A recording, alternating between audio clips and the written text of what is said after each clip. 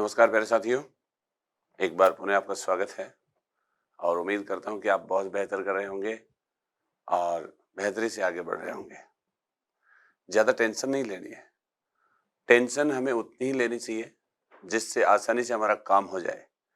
उतनी टेंशन कभी न ली जाए कि लाइफ झंडू बाम हो जाए। ठीक है? तो ज़िंदगी सब कुछ परिस्थितियों का सामना करते हुए, अच्छे-बुरे सबको झेलते हुए आगे बढ़ने का नाम है। और याद रखें कि दुनिया हमेशा उसके साथ होती है जो हंसता है या फिर अपनी कामयाबी को समयानुसार भुना लेता है। आपके अफसोस, आपके दुख दर्द, आपकी शिकायतें सुनने का समय किसी के पास नहीं है, ना ही कोई सुनना चाहता है। ये दुनिया बड़ी ही जालिम है मेरे दोस्त। इस दुनिया से आप कदापि अपनी लाचारी, अपनी कमजोरियां शेयर नहीं कीजिएगा। ये आपको सफल देखना नहीं चाहती है, ये आपको असफल ही देखना चाहती है। ये नाटक करती है आपसे कि काश आपका हो जाता। आप जब फेल हो जाते हैं तो ये रुलाती है। ये सब काम है इसका, इनको मजा आता है। दुनिया का स्वभाव ही ऐसा ही है। आप जानवरों को देखिए, जब कुत्तों की लड़ाई होती है तो जो कुत्ता सरेंडर कर लेता है तो बाकी कुत्तों की ईगो सेटिस्फाई हो जाती है। ठीक इसी प्रकार से आप और भी व्यवहार देखिए, सांड वगैरह हैं या फिर जो भी जंगली जानवर आपस में लड़ते हैं तो वहां पे एक डोमिनेंसी रहती है। मानव समाज के अंदर ये डोमिनेंसी कई तरीके से है। कईयों को आपके असफल होने से आनंद मिलता है। बहुत कम लोग हैं जिनको आपकी सफलता पसंद है। किसी को नहीं है। मानव प्रतिस्पर्धी है।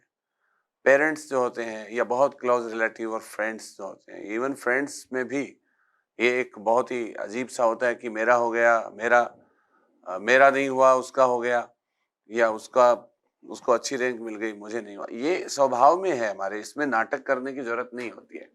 हम चाहे कितने भी फॉर्मल बनने की कोशिश करें, लेकिन इनफॉर्मल जो हमारी अनौपचारिक रूप से जो हमारा एहसास होता है वो सदैव सुख प्राप्त करने का, अधिकाधिक सुख मानव को प्राप्त हो, न्यूनतम दुख उसे मिले, ये मानव का मनोवैज्ञानिक सुखवाद है।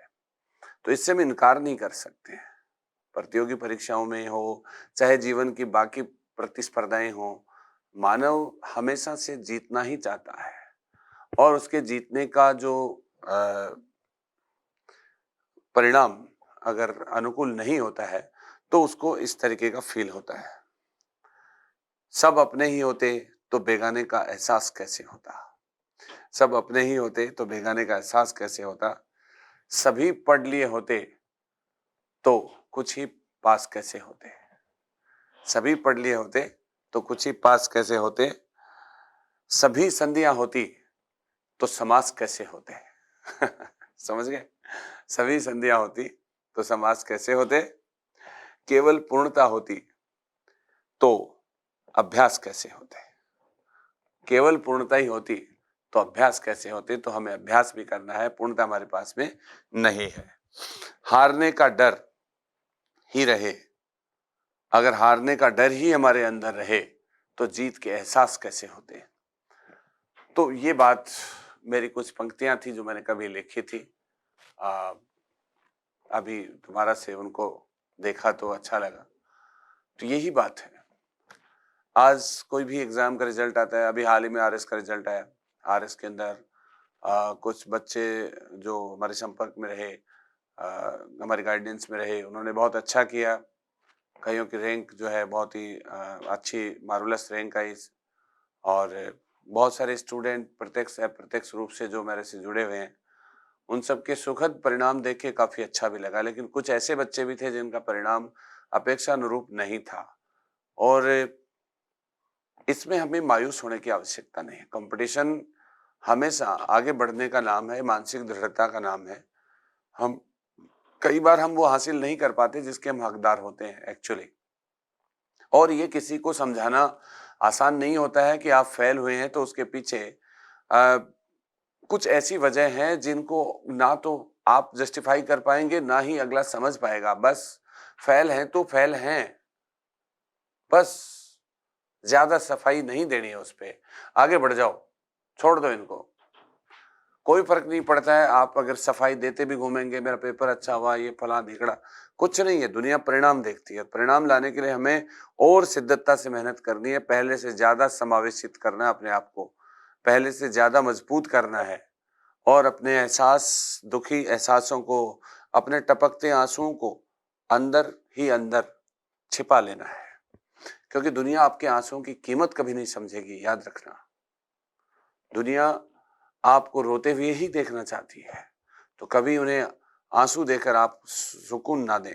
आप दुखी हैं, लेकिन उन्हें अगर आपने आंसू ढलका दिए यहां से, तो दुनिया खुश हो जाएगी। तो भाड़ में जाए, जो जिसको बोलना है बोल दे, क्या फर्क पड़ता है। आपको कैसा रहना है ये आपको डिसाइड करना है। योर लाइफ योर रूल, आपका जिंदगी आपके नियम। बस ये जरूर ध्यान रखें कि हमारा अपेक्षानुरूप परिणाम एक दिन जरूर आता है। एक दिन में नहीं आता है, लेकिन एक दिन जरूर आता है, और उसी दिन व्यक्ति के सुरूर आता है। समझ गए, सुरूर आता है। तो मेरा मानना है कि अपनी यात्रा में लगे रहो, कम ज्यादा ऊपर नीचे, पता नहीं किसको कैसा मिलता है उससे अच्छा होता है। पता नहीं, आप किसी ऐसी सर्विस में निकल जाओ जहां आपके मनोवैज्ञानिक जो संतुलन है वो वहां पे एडजस्ट कर पाए या नहीं कर पाए। आप अपनी यात्रा में पूर्णता के साथ, ईमानदारी के साथ पढ़ो, आपके हाथ में ये है। परिणाम कैसा होगा ये आपको नहीं पता है। मैं कहता हूं कि कोई ऐसी अदृश्य शक्ति है जिसने आपको किसी विशेष वजह के लिए बनाया है, और संभवतः वो वजह तुम्हें ईश्वर दे ही देता है। कई बार हम खुद को कोसते हैं कि यार यहाँ पे मेरा नहीं हुआ, मेरा यहाँ होना चाहिए था, सबका हो गया है। पता नहीं आपके लिए क्या रिजल्ट तैयार करके रखा है, पता नहीं आपको ईश्वर क्या देना चाहता है। आप एक टीचर बन के सेलिब्रिटी बन सकते हैं, और आप एक प्रशासक बन के भी बदनाम हो सकते हैं। तो कोई फर्क नहीं पड़ता इससे। आपकी वर्किंग स्टाइल से, आपके व्यवहार, चरित्र और आपकी जो सेवा है, उन सभी में तारतम्य होना जरूरी नहीं होता है। सब एग्जाम पास करने वाले अच्छे प्रशासक और अच्छे शिक्षक नहीं हो सकते हैं। तो मेरा ये मानना है कि कहीं न कहीं ईश्वर आपको एक ऐसा इंट्यूशन देता है, कहीं एक ऐसा मैसेज देता है, उस मैसेज की का सम्मान हमें करना चाहिए। कुछ कुछ एक शिकायतें बच्चों की रहती हैं कि उन्होंने बहुत अच्छा पढ़ा है, लेकिन अनुरूप परिणाम नहीं मिला है, तो इसमें भी कहीं न कहीं कमियाँ हैं। कहीं हमारे पैटर्न जो होते हैं वो बदले होते हैं। कहीं हमारे पैटर्न का मतलब ये होता है कि समझ पर आधारित प्रश्न पूछा जा रहा है, और आप उसके ऊपर कोई रिस्पॉन्ड नहीं कर रहे हो प्रॉपरली। आपको पूछा जा रहा है कि 1857 की क्रांति का स्वरूप क्या है, और आप वहां पे कारण लिख रहे हो। तो निश्चित रूप से स्वरूप और कारण में बहुत फर्क होता है। नेचर ऑफ अपराइजिंग ऑफ 1857 के बारे में अगर आपसे डिस्कस की जा रही है, तो आपको बताना है कि ये जो कौन कौन से विचारक के अनुसार इसको सैनिक विद्रोह कहा गया, किसने इसको सभ्यता बर्बरता के बीच संघर्ष कहा, किसने इसे ईसाइयों के विरुद्ध जो है हिंदू मुसलमानों का षड्यंत्र कहा, किसने भारत का पहला स्वतंत्रता संग्राम कहा, किसने राष्ट्रीय संग्राम कहा, किसने कहा न पहला था, न राष्ट्रीय था, और न प्रथम सैनिक विद्रोह था। ये सब बोलने के बाद आपको इसका एनालिसिस करना है, और आपको बताना है कि वर्तमान कॉन्टेक्स्ट में हम इसको प्रथम स्वतंत्रता संग्राम कह सकते हैं, क्योंकि इसमें कई ऐसे कैरेक्टर थे। जैसे वहां पे आम जनता को पनिश किया गया, पहली बात है। ये सैनिक विद्रोह से शुरू हुआ, लेकिन जन विद्रोह में समाप्त हुआ, और इसके सबूत हमारे पास हैं कि बहुत सारे लोगों को जो है मृत्युदंड दिया गया, कॉमन मैन को मारा गया, उनको फांसी पे लटकाया गया, पेड़ों पे उनकी लाशें लटका दी गई। ऐसे लोग जो बच्चे थे, महिलाएं थी, और जो मानसिक रूप से विकसित थे, उन तक को मारा। तो ये बहुत क्रूरता के साथ में इसका दमन करना केवल सैनिकों तक इसके विस्तार को नहीं बताता है। तो ऐसे कॉन्टेक्स्ट के साथ में फिर कि कोई भी जो आंदोलन है उसकी महत्ता आने वाले युग के द्वारा तय की जाती है। तो हमारे राष्ट्रवादी जो नेता थे उन्होंने इससे प्रेरणा ली, जनमानस में उसके प्रति क्या एक माइंडसेट बनता है, तो उससे संबंधित बातें भी इसमें लिखनी है। कि जैसे कि हमारे आमजन में इसको लेकर एक स्वतंत्रता संग्राम का भाव है, तो ये वर्बल फॉर्म से या ओरल फॉर्म में ये चीज पीढ़ी दर पीढ़ी आगे बढ़ी है, और इसलिए इसका जो है इस तरीके से महसूस किया जा रहा है। तो ये एक बड़ा क्वेश्चन जिसमें होता है, उसमें आपको नेचर में लिख सकते हैं। हाँ, इतना ज़रूर है कि भाई हाँ, ये राष्ट्रीय तो इसलिए नहीं हो सकता क्योंकि ये पूरे एरिया में नहीं फैला हुआ था। लेकिन ये स्वतंत्रता संग्राम हो सकता है, भले ही उन्होंने सीमित स्वार्थों के लिए शुरू किया हो, लेकिन आम जन के मन में कहीं न कहीं अंग्रेज़ों के प्रति एक खीज का भाव था और उसकी ट्रांसमिशन जो होती है या उसकी एक्सप्रेशन जो होती है, वो उतनी प्रॉपर ना हो पाए क्योंकि वो वक़्त थोड़ा-सा अलग था। एनीवेज़, तो इस तरीके से जब आपकी आंसर राइटिंग होगी तो निश्चित रूप से आपको एक बहुत अच्छा किक मिलेगा मार्क्स में। आपको एक परफेक्शन, एक आपको पूर्णता आपके आंसर राइटिंग में ज़रूर मिलनी चाहिए, तभी आपको इसमें सिलेक्शन मिलता है। या फिर जैसे अपन बात करें शादवाद की, तो शादवाद के बारे में जैसे मान लो 20 नंबर में 20 शब्द या 15 शब्द में पूछा जा रहा है, तो आपको सिंपल बताना है कि जैन धर्म का ज्ञान मीमांसा सिद्धांत जो ज्ञान की सापेक्षता प्रकट करने के लिए प्रतिपादित किया गया शादवाद है। ये आप लिखेंगे तो आपको निश्चित रूप से पूरे 2 नंबर मिलेंगे। फिर शादवाद 50 शब्द में लिखना हो तो आपको लिखना है कि जैन धर्म का ज्ञान मीमांसा सिद्धांत जो ज्ञान की सापेक्षता प्रकट करने के लिए प्रतिपादित किया गया है और इसमें सप्तभंगी नय अर्थात 7 प्रकार की कथन विधि है और यह आंशिक ज्ञान को प्रकटन करने का ये जो उदाहरण है वो जैन धर्म ने एक 6 अंधे और एक हाथी के माध्यम से समझाया है, जिसमें अंधों का ज्ञान सापेक्ष है और आंखों वाले का ज्ञान निरपेक्ष तीर्थंकर की तरह। इस सिद्धांत को वर्तमान में लागू करके हम संसार की अतिवादी जो विचारधाराएं हैं या वक्तव्य जो हैं उनके ऊपर कंट्रोल कर सकते हैं, एक समन्वय स्थापित कर सकते हैं हमारे बहुसांस्कृतिक देश में, और जहाँ पे धर्मों का, भाषा का, संस्कृतियों का सम्मान किया जा सकता है, कोई किसी के ऊपर अपनी बात थोपे नहीं। तो इस तरीके से आप इसका प्रेजेंट इम्प्लीमेंटेशन भी दिखा सकते हैं। ऐसे अनेकांतवाद है तो ये जैन धर्म का तत्वमीमांसा सिद्धांत है, जिसमें संसार की बहुलता को प्रतिपादित किया गया है और ये बताया गया है कि संसार जो है वो सापेक्षतावादी है, यथार्थवादी है और बहुतत्ववादी है। इसमें 6 प्रकार के द्रव्य जो हैं उनका डिस्क्रिप्शन किया गया है और इसके द्वारा वर्तमान में हम संसार की जो बहुलता है उसकी व्याख्या कर सकते हैं। जो हमारा जो प्लुरलिज्म जो है या जो रिलेटिविटी है या जो रियलिस्टिक अप्रोच है हमारे संसार की, जैसे आवर्त सारणी है उसके अंदर बहुत सारे तत्व हैं, तो ये बहुलता जो है उसको जस्टिफाई करता है। हमारा जो वेरिएशन है इस संसार में इस समय, जो हमारी डाइवर्सिटी है उसको उससे रिलेवेंट है ये सिद्धांत। तो ये बहुत इंपॉर्टेंट है कि हम हर चीज को, जो एग्जिस्टेबल थिंग्स हैं उनका सम्मान करें ऐसे। तो निश्चित रूप से आपको ये बेनिफिशियरी रहेगा। अब भक्ति आंदोलन के बारे में जैसे मान लो आपको पूछ लिया कि भक्ति आंदोलन का महत्व क्या है, तो महत्व पूछा है आपको तो आप वहां भक्ति संतों का बखेड़ा नहीं खड़ा करें। आपको सीधा बताना है कि मध्यकाल में एक सामाजिक धार्मिक सुधार आंदोलन के तौर पे भक्ति आंदोलन चला था और वह आंदोलन ज्ञान और कर्म के साथ साथ भक्ति के रूप में एक तीसरे वैकल्पिक मार्ग के द्वारा मोक्ष प्राप्ति का रास्ता प्रतिपादित किया था, जिससे कि हिंदू धर्म के समाज और उसके धर्म में जो जटिलताएं थी उसको थोड़ा सा मिनिमाइज किया। इसके द्वारा लोकल साहित्य को डेवलपमेंट किया गया। इसके द्वारा गीत संगीत की नवीन परंपराओं को विकसित किया गया। इसके द्वारा ह्यूमैनिटी की सर्विस या मानवता की सेवा पर जोर दिया गया। इसके द्वारा अनटचेबिलिटी जैसे कॉन्सेप्ट जो हैं वो थोड़े से मिनिमाइज हो गए और इसके द्वारा हिंदू मुस्लिम संस्कृतियों के बीच में भी कोऑर्डिनेशन हुआ। तो बाय ऑल रेस्पेक्ट आप ये कह सकते हैं कि भक्ति मूवमेंट जो है उसके ये इम्पैक्ट हैं। लिटरेचर का डेवलपमेंट, लैंग्वेजेस का डेवलपमेंट, मानव ह्यूमैनिटी जो मानवतावादी दृष्टिकोण है उसका डेवलपमेंट, एविल प्रैक्टिसेज हैं सोसाइटी की जैसे कि अनटचेबिलिटी है उसकी समाप्ति। तो ये सारी चीजें जो है इसके अंदर आप इम्पोज कर देंगे तो आपको बहुत फायदा होगा। अब आपको पूछा जो गया है वही आपको बताना है, ठीक है। तो इस तरीके से आपको ये सारी चीजें बतानी है, ठीक है। अब तो मेरा कहने का मतलब ये है कि आप कोई भी चीज जो है वर्तमान में, जैसे गीता के ऊपर रिलेवेंसी पूछें तो वही बात है कि गीता में निष्काम कर्म योग, स्वधर्म की पालना, स्थित प्रज्ञता और लोक संग्रह जैसी अवधारणाएं हैं जो वर्तमान में रिलेवेंट हैं, क्योंकि इसके द्वारा व्यक्ति जो है अपने स्वधर्म का मतलब अपना जो ड्यूटी है उसके प्रति कमिटेड रहेगा। स्थित प्रज्ञता का मतलब जय पराजय, दुख सुख, भाव अभाव, जय पराजय, सफलता असफलता सभी के बीच में वो समदृष्टि वाला होगा और बिना बाय से, बिना किसी पूर्व धारणा या बिना किसी पूर्वाग्रह के वह व्यक्ति अपना काम परफॉर्म करेगा डेफिनेटली, ठीक है? लोक संग्रह का मतलब यही होता है कि वह निजी जीवन की चीज़ें को प्यार करने के बजाय वो पब्लिक लाइफ़ के अंदर लोगों के भले का काम करेगा। तो अगर आप चीज़ों को बढ़िया ढंग से प्रेज़ेंट के साथ रिलेवेंट करके लिखते हैं, तो डेफ़िनेटली आपका एक प्रैक्टिकल अप्रोच है आपके आंसर राइटिंग में आएगा।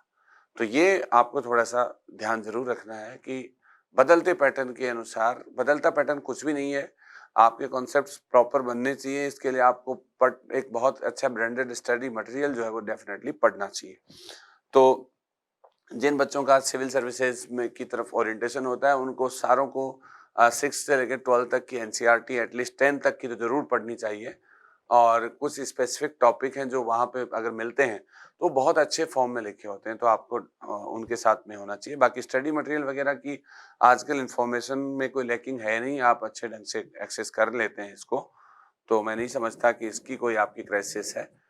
हमारे को थोड़ा-सा पेन प्रैक्टिस के साथ में काम करना चाहिए, थोड़ा-सा डिस्कशन पार्ट भी इसमें रखना चाहिए, थोड़ा-सा इंटरव्यू के लिए हमें थोड़ा एकदम इंट्रोवर्ट नहीं होना चाहिए, उसके लिए थोड़ा-सा हमें बाहर अभिव्यक्त होना चाहिए, थोड़े बोलने की तहज़ीब, कला और इनोसेंस हमें डेफ़िनेटली इसमें रखनी चाहिए। अगर आप इंटरव्यू में बैठ रहे हैं, तो वहाँ पे आप चीज़ों को मैनिपुलेट नहीं करेंगे, जो चीज़ें आपको आ रही हैं, उनको बहुत प्यार से बता दीजिएगा, नहीं आ रही हैं, आप छोड़ दीजिएगा, सॉरी बोल दीजिएगा। सॉरी बोलना कोई गलत नहीं है, इसमें कोई आंसर मैं कहता हूँ सिंगल नंबर भी नहीं कटेगा। मुझे याद है मेरा जब पहला आरएस का इंटरव्यू था, मैंने कई सॉरीज़ बोले थे, उसके बावजूद भी मुझे अच्छे नंबर मिले थे और मुझे इतने नंबर मिले थे कि 4th रैंक वाले जो हमारे मित्र थे, उनके बराबर मेरे नंबर थे। लेकिन मेरा अलाइड नहीं हो पाया क्योंकि मेरे मेंस में उनसे कम थे कुछ सब्जेक्ट्स में। तो कहने का मतलब सीधा सा ही है कि अगर हम पूरे ईमानदारी, मनोयोग और पूर्णता के साथ जितने ईमानदारी से हो सकता है वो आप परफ़ॉर्म कर दो। लिखने की थोड़ी प्रैक्टिस करो, थोड़ा मौलिक लिखने की कोशिश करो। आप स्टडी मटेरियल कहीं से भी कोचिंग से या किसी गाइड से आप जुटाएँ, कोई दिक्कत नहीं है, लेकिन आपकी अपनी एक लैंग्वेज उसमें होनी चाहिए, तभी आपको उसके अंदर फंडामेंटल जो नंबर हैं जो एक्चुअली जो आपके वास्तव में आप हकदार हैं, वो आपको मिलेंगे। अगर आपने हर कोई पढ़ने वाली चीज़ को एज़ इट इज़ करके वहाँ पे ड्रॉ कर दिया है, तो आपको नंबर मिलने की संभावना कम होती है, क्योंकि फिर ये लगता है कि ये कॉपीड है और ये कहीं से रटा हुआ। तो बच्चे की मौलिकता देखती है सिविल सर्विसेज में आजकल बच्चा कितना अपने सब्जेक्ट के साथ में फ़ैमिलियर है और बच्चा कितनी आसानी से अपनी बात को कह पा रहा है। डेटा जो है वो ज़्यादा इम्पोर्टेंट नहीं होता है सिविल्स के मेंस में। डेटा से ज़्यादा इम्पोर्टेंट होता है आपकी समझ कितनी है। आप कुछ चीज़ों को शार्प नहीं लिखना चाहो तो वैसे भी लिख दो। पर्टिकुलर डेट याद नहीं है तो आप तिथि को छोड़ के केवल मंथ भी लिख सकते हो, कोई खास बात नहीं है। अगर आपको बहुत ज़्यादा लोचा हो रहा है डिकेड्स में, तो डिकेड्स लिख सकते हो, जैसे कि 20वीं सदी का तीसरा दशक लिख सकते हो, 21 से 30 के बीच में ऐसे। या मिड ऑफ फलानी सेंचुरी, ये सब कुछ आप लिख सकते हो, या 16वीं सदी का मध्य, ऐसे कुछ भी। जहाँ भी जैसे जो भी आता है आपको थोड़ा टेक्निकली स्ट्रॉन्ग होना चाहिए, इसके मैं अलग से सेशन ले लूँगा कि किस प्रकार से हम टाइमलाइन में स्ट्रॉन्ग होते हैं और कैसे हम इसको छिपा सकते हैं। तो मैं समझता हूँ कि हर सब्जेक्ट की अपनी एक केमिस्ट्री है, तो उसको आप प्रॉपरली देखेंगे और एक वीडियो जो है कंटेंट के साथ में कि किस तरीके से हम स्टडी मटेरियल को कहाँ से जुटाएँ, मैं इसके ऊपर फिर एक बनाने की कोशिश करूँगा। उम्मीद है आपको ये पसंद आया होगा और जो भी न्यू एस्पिरेंट्स बच्चे हैं जो सिविल सर्विसेज के लिए देख रहे हैं, और मैं तो कहता हूँ सभी को देखना चाहिए। जो ग्रेड सेकंड एसएसटी या रीट वगैरह की तैयारी करते हैं, कल को यही बच्चे आरएस ऑफिसर भी बनेंगे, क्योंकि आप देखते हैं कि बहुत सारे बच्चे आरएस बन रहे हैं, लेकिन बनेगा वही जो इसके लिए तैयारी करेगा, जो फॉर्म भरेगा, जिसमें ये जज्बा होगा, जो अपने आप को इसके योग्य समझेगा। हर व्यक्ति योग्य है, हर व्यक्ति में ईश्वर ने अनंत क्षमताएं दी हैं, बस पहचानना आपका काम है। सब कुछ ईश्वर नहीं करके जाएगा, कुछ आपको भी करना पड़ेगा, है ना? और कोई भी कर सकता है। सबसे आसान काम पढ़ना है, सबसे मुश्किल काम पढ़ना है, निर्भर करता है कि आप उसको किस तरीके से डील करते हो। ओके, धन्यवाद।